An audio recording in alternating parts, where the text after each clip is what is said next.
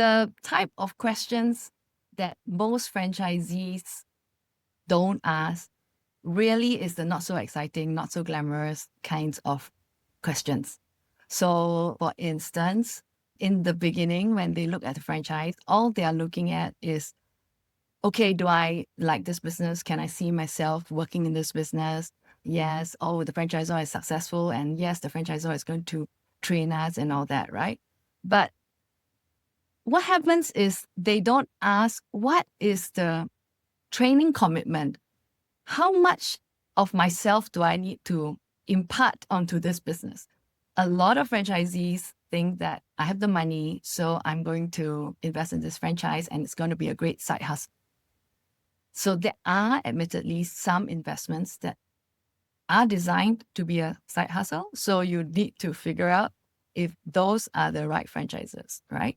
But if you were investing in a traditional business unit format franchise, that would mean that you are looking at a business that is set up to replicate the success of a business unit of your franchisor. That means that you need to know how to actually do that replication, and you need to be trained, you and your team members, which means that you need to know how to hire those people. And a lot of times franchisees think that if I bring the money, everything is going to fall into place. No, that doesn't happen. You also need to understand what is your investment appetite. Because if a franchisee says that I have set aside $200,000 and the franchise model sort of works out to be about 200,000.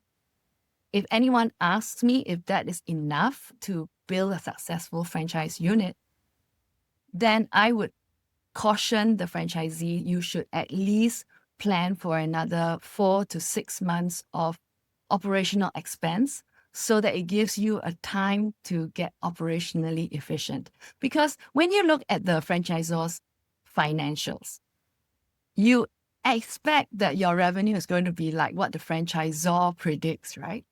And it's true. There are so many franchisors who actually open up their own outlet, and they will say that, Hsien, when I open up my outlet, my sales is at the top of where it should be, and then after a while, it balances out, right? So, for instance, if you're running a very successful dim sum shop or a very successful Japanese cuisine shop, everybody is rushing to your new outlet, right? So your opening revenues are very good, but you'll find that when you're opening up a franchise that already has maybe about 15 or 16 locations, your revenue might not be that boom that you're expecting, which means that you need time to actually build up that cadence so that you are able to your customer base and then predict what your revenue is going to be. So that takes time.